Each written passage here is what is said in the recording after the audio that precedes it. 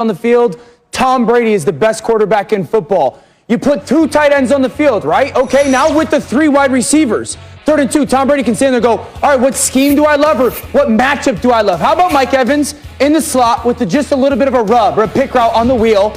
All I need is a little bit of space, tight end, create that hip-to-hip, perfect throw by Tom Brady. Now, how about in the red zone? We'll go 3 tight ends on the field and 2 of those wide receivers. And again, Tom can go, do I love scheme more or do I love matchup more? He can get Brait one-on-one, seam down inside, and look at the ball because he's confident throwing to the tight end. How about 3 tight ends again with some play-action pass, 2nd and 13? What does it do? Creates protection, but also those wide receivers that we all love, they get one-on-one routes because you got to put 8 guys down in the box. You keep Tom Brady clean. And Mike Evans, Antonio Brown, Godwin could win one-on-one matchups. I say this because I 100% believe in it. If the Buccaneers will play through their tight ends, put 2 of them on the field, put 3 of them on the field at the same time, this is the best team in the NFC. It keeps Tom Brady clean. It creates matchups for him. He loves throwing to those tight ends, and it allows your offense to flourish. Play through your tight ends, Tampa Bay.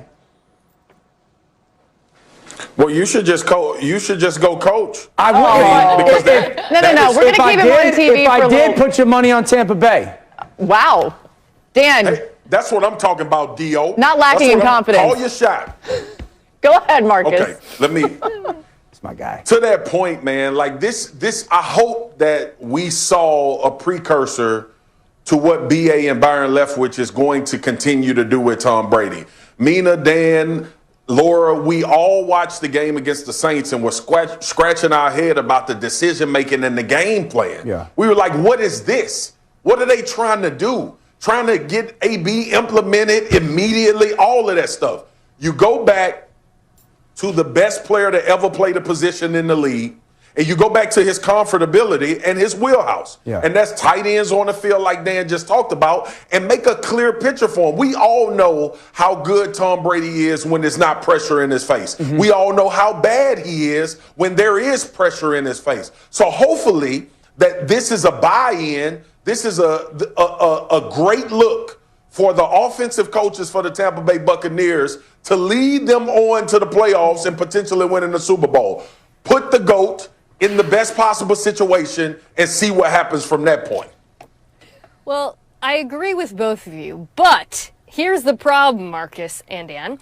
When they get to the playoffs, they're probably not going to play the Carolina Panthers. They're probably going to play the New Orleans Saints. And while I do believe these, the increased use of tight ends helped and using Godwin more helped, what really helped was the fact that against Carolina, Tom Brady was only pressured 22% of the time, whereas the week before, against New Orleans, he was pressured 46% of the time.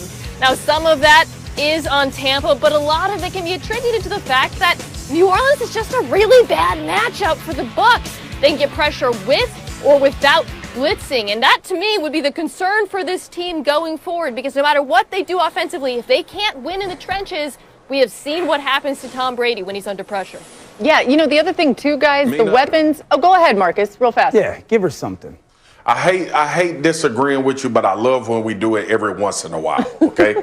Listen, this for me, and I totally understand what you're saying, and I know what you're getting at. But they ran the ball 5 times last time they played the Saints. 5. Twice. This is, and I know what the game was, and I know that the Saints were able to get ahead, but at some point, you have to commit to making sure you put your quarterback in the best possible situation. You didn't give Tom Brady $25 million to go empty and try to have him throw for 500 yards a game. You gave him that because you thought what he's done over his career, you could implement, and it could take you to a Super Bowl. So if they do that against the Saints, I would love to see how that matchup goes. I would too, because the Saints have one of the best run defenses in the NFL. Okay, back to you, Laura. There we go. Okay, great job, guys. Hey, listen, we are going to see Brady on Monday Night Football. Let's talk about that a little bit more. This is a great matchup between NFC playoff contenders we'll have for you next week. Aaron Donald and the Rams squaring off against Brady and those Buccaneers, 8 Eastern, 5 Pacific on ESPN, ESPN Deportes, and the ESPN app. As always, coverage begins with Monday Night Countdown at 6. Adam Schefter, a part of that show, and it will be a historic night on Monday Night Football. Tell us more about that.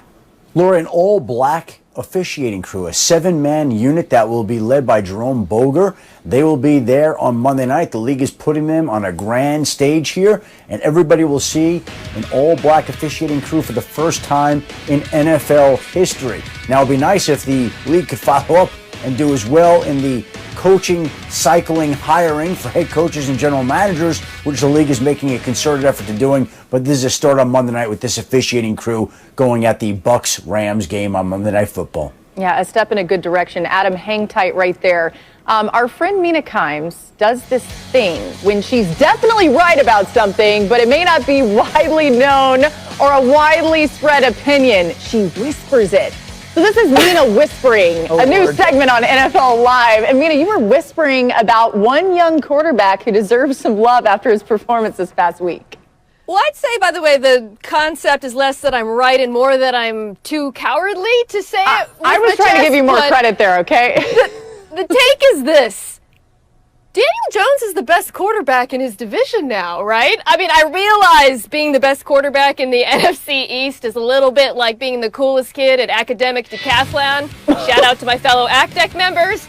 But I was really impressed with how Danny Dimes played on Sunday. And he wasn't just dinking and dunking. As you can see here, he was airing the ball downfield. And most importantly, he wasn't turning the ball over. And of course, this is the key, not only for this season, but I think whether or not the Giants stick with him down the road. It's not going to come down to, whether they win a lot of games or whether he throws deep. It's going to come down to whether he turns the ball over. And Sunday was a step in the right direction for the young quarterback. I don't know what I'm disturbed about more. What? The fact that Mina thinks he's the best quarterback in the NFC East, or she said that academic decathlon is abbreviated to ACDEC.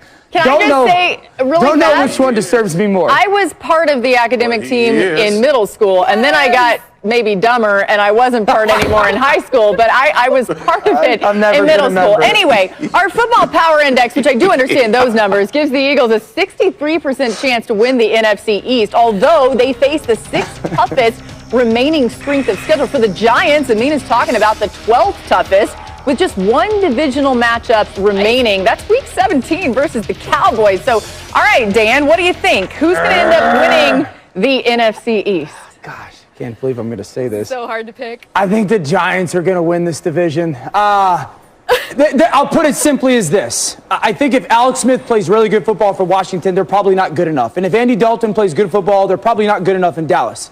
If Carson Wentz plays really good football, they got a chance. But if Daniel Jones just plays good football, like Mina said, this is the team that will and should win the division because they're the team that's got the best defense by far. Yes. They're also the team that I think the head coach believes in the players the most.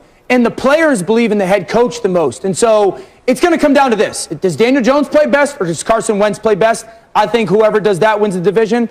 I think it'll be the Giants. All right, so Dan Orlovsky just said that Daniel Jones is the best quarterback in the NFC East. There we go. Glad we got that figured out. Let's stick with the Giants and bring Adam Schefter back in. They did have a COVID positive test today. What more can you tell us, Adam?